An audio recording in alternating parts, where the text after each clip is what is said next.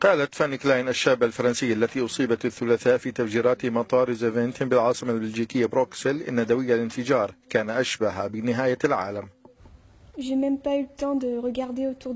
لم يكن لدي الوقت لمشاهدة ما يحدث حولي، كنت قد وصلت للتو إلى الطابور المؤدي إلى شباك الفحص، لم يكن هناك وقت كاف للحديث بأي كلمة. بعدها كل ما حدث فجأة، صوت المدون سمع ودوى وكان العالم قد انتهى في لحظة واحدة. وجدت نفسي على الأرض وكان هناك غبار في كل مكان، كل شيء كان رماديا، كنت مغطى بمواد وأشياء بنية. واستيقظت وخرجت بسرعة قصوى.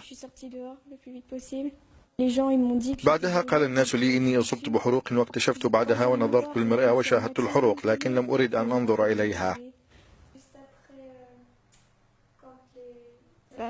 لن أمضي أيامي بالبكاء، بكيت قليلا أمس وإن فعلت ذلك سأصاب بالجفاف.